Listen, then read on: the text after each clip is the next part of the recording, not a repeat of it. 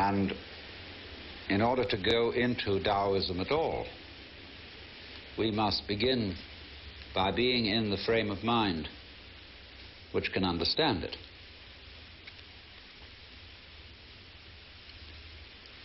You cannot force yourself into this frame of mind any more than you can smooth disturbed water with your hand.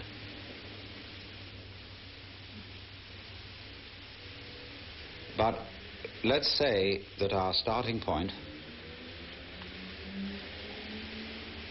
is that we forget what we know, or think we know.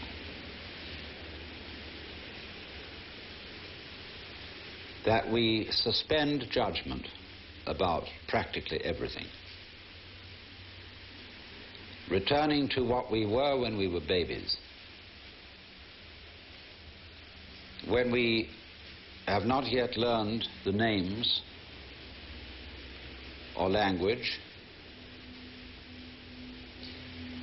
and although we have extremely sensitive bodies, very alive senses,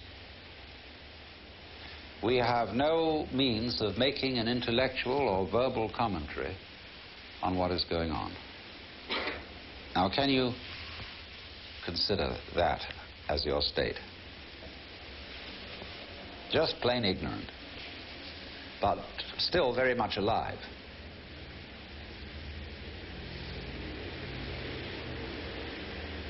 And in this state, you just feel what is, without calling it anything at all. You know nothing at all about anything called an external world in relation to an internal world. You don't know who you are. You haven't even got the idea of the word you or I. It's before all that. Nobody has taught you self-control. So you don't know the difference between the noise of a car outside and a wandering thought that enters your mind. They're both something that happens. You don't identify the presence of the thought, which might be just an image of a passing cloud in your mind's eye, and the passing automobile. They happen. Your breath happens. Light all around you happens. Your response to it by blinking happens.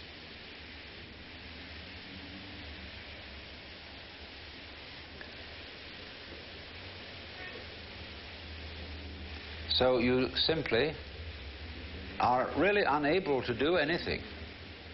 There's nothing that you're supposed to do. Nobody's told you anything to do. You're unable completely to do anything but be aware of the buzz. The visual buzz, the audible buzz, the tangible buzz, the smellable buzz, all buzz. It's going on. Watch it. Don't ask who's watching it. You've no information about that yet. That it requires a watcher for something to be watched. It's somebody's idea. You don't know that. Lao Tzu says, the scholar learns something every day. The man of Tao unlearns something every day. Until he gets back to non-doing. And that's what we're in at the moment.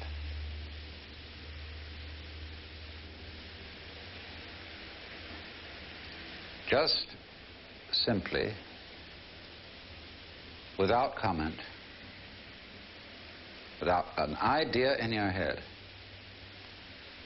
be aware. What else can you do? Don't try to be aware. You are.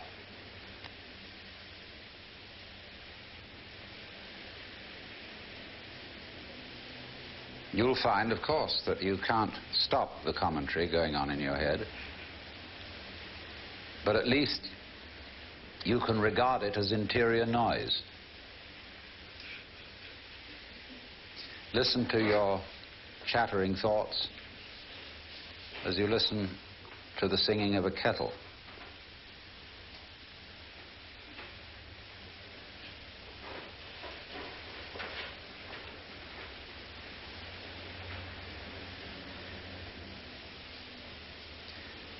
We don't know what it is we're aware of. Especially when you take it all together. And there's this sense of something going on. I won't even say that. This, you see? This.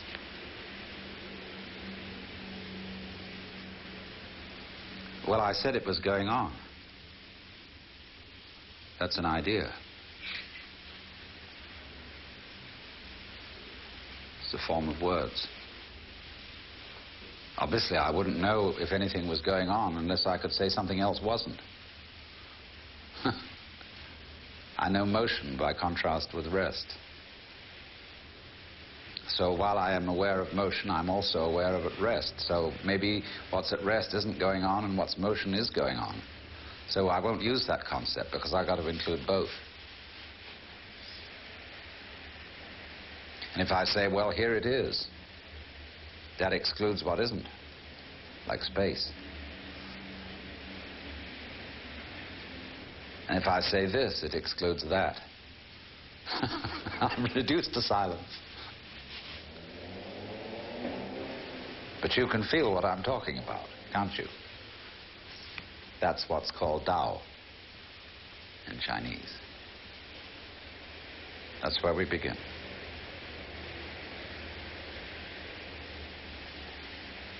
Tao means basically way, and so course, the course of nature, of which Lao Tzu says Dao Fa Zi Yan, which means that Dao, Fa means the way of functioning of the Tao. Zi Yan is of itself so. That is to say, is spontaneous.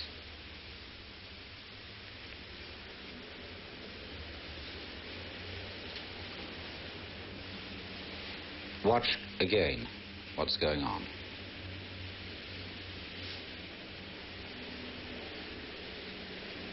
If you approach it with this wise ignorance, you will see that you are witnessing a happening. In other words, in this primal way of looking at things, there is no difference between what you do on the one hand and what happens to you on the other. It's all the same process.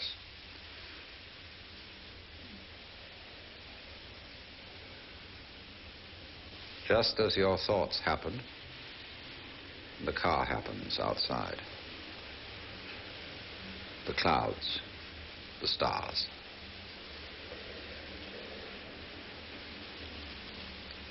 When a Westerner hears that, he thinks of fatalism or determinism.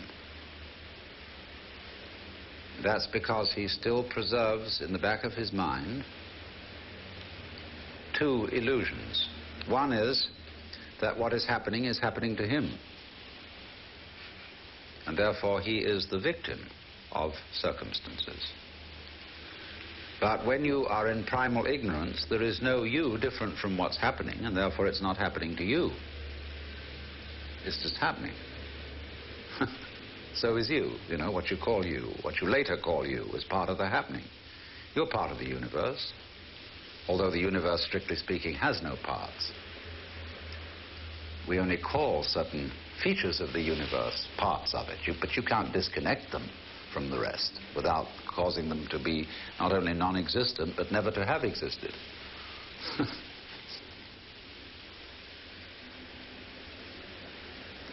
So,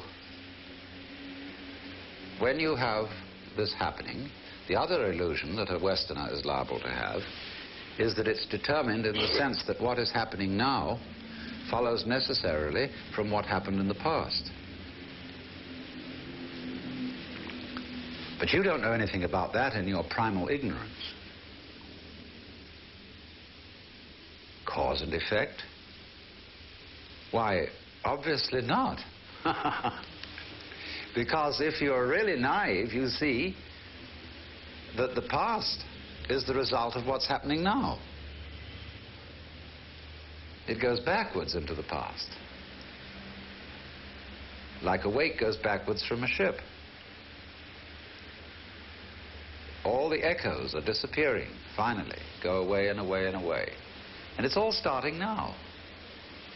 What we call the future is nothing. The great void. And everything comes out of the great void. That's the way a naive person, and as I explained, if any of you were at my lecture last night, if you shut your eyes and contemplate reality only with your ears,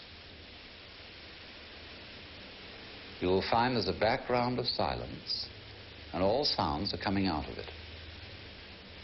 They start out of silence. If you close your eyes, listen, just listen.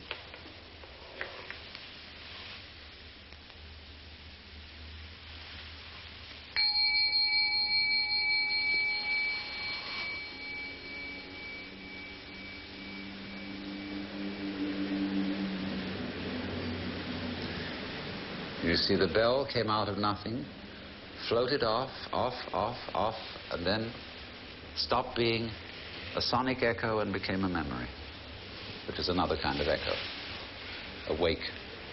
It's very simple. It all begins now.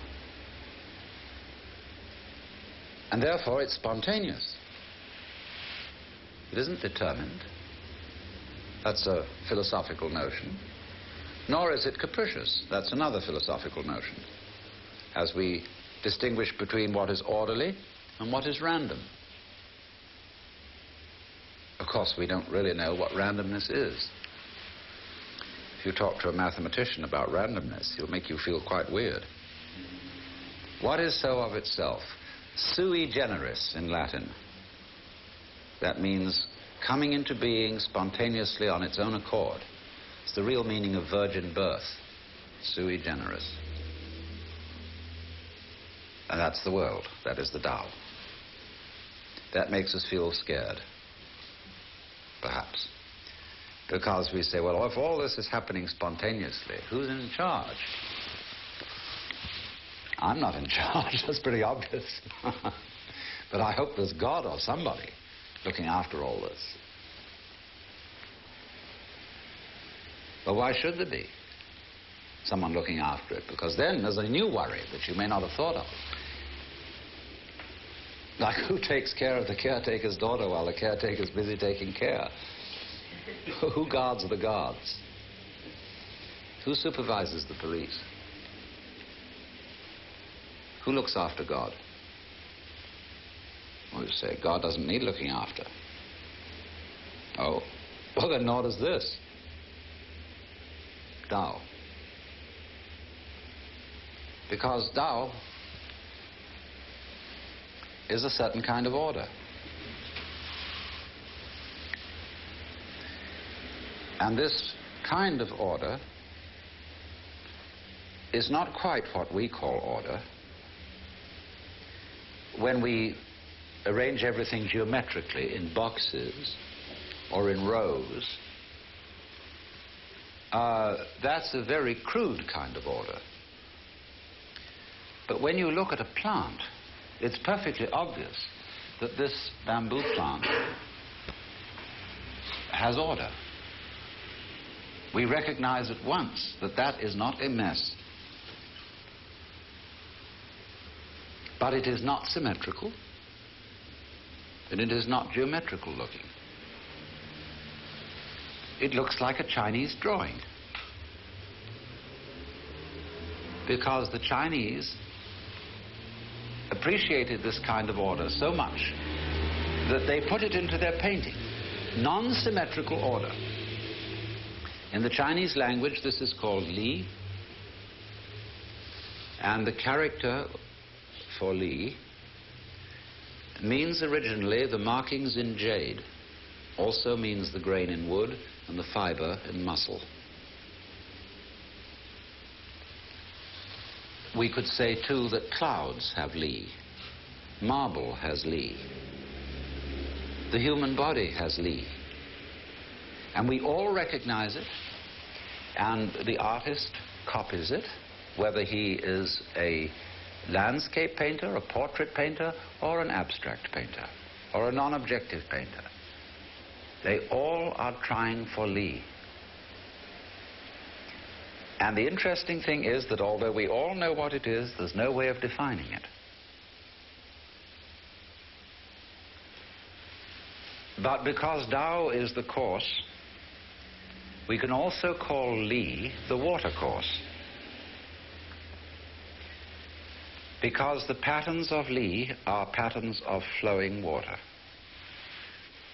And we see those patterns of flow memorialized, as it were, in sculpture, in the grain in wood, which is the flow of sap, in marble, in bones, in muscles. All these things are patterned according to the basic principles, that is the Fa, Tao Fa, the Tao's principle of flow. There is a book called Sensitive Chaos by Theodor Schwenk, with many, many photographs and studies of flow patterns. And there, in the patterns of flowing water, you will see all kinds of motifs from Chinese art, immediately recognizable, including the S-curve in the circle, the yang-yin, like this. See? So, Li means then the order of flow. The wonderful dancing pattern of liquid. Because Lao Tzu likens Tao to water. The great Tao, he says, flows everywhere, to the left and to the right. Like water, I'm interpolating that, it loves and nourishes all things, but does not lord it over them. Because, he says elsewhere, water always seeks the lowest level, which men abhor. Because we are always trying to play games of one-upmanship and be on top of each other. Well, Lao Tzu explains that the top position is the most insecure.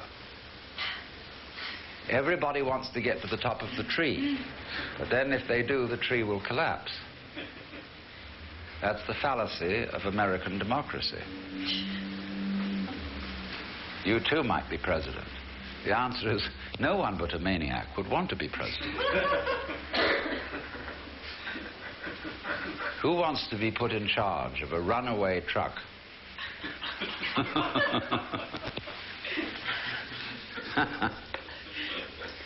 So, Lao Tzu says that the basic position is the most powerful. And this we can see at once in judo or in aikido, which are wrestling arts or self-defensive arts, where you always get underneath the opponent, and so he falls over you if he attacks you. The moment he moves to be aggressive, you go either lower than he is or in a smaller circle than he's moving. And you have spin, if you know Aikido. You're always spinning. And you know how something rapidly spinning exercises centrifugal force. So if somebody comes into your field of centrifugal force, he gets flung out, but by his own bounce. It's very curious. So therefore, the watercourse way is the way of Tao. Now, that seems to white Anglo-Saxon Protestants and to Irish Catholics. Lazy. Spineless, passive. And I'm always being asked when I talk about things, if people did what you suggest, wouldn't they become terribly passive?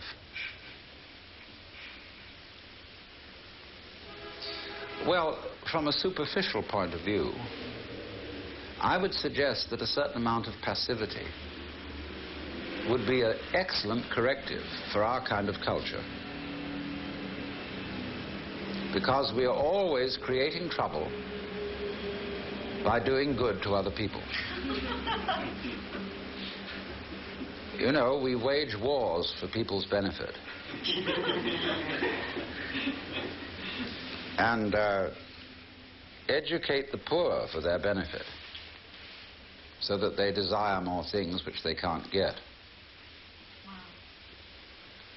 I mean, that sounds rather callous. But our rich people are not happy, whereas the poor people of Haiti are, to judge by the way they laugh. And we think we're sorry, really, not for the poor, but for ourselves. Guilty.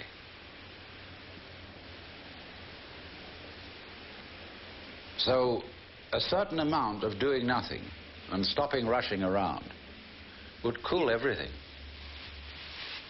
But also it must be remembered that passivity is the root of action.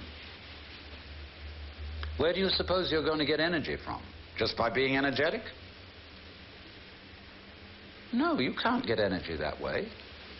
That is exhausting yourself. To have energy, you must sleep, but also, much more important than sleep, is what I showed you at the beginning. Passivity of mind, mental silence. You can't, as I tried to explain, be passive as an exercise that's good for you. You can only get to that point by realizing there's nothing else you can do. So for God's sake, don't cultivate passivity as a form of progress. That's like playing because it's good for your work. You never get to play.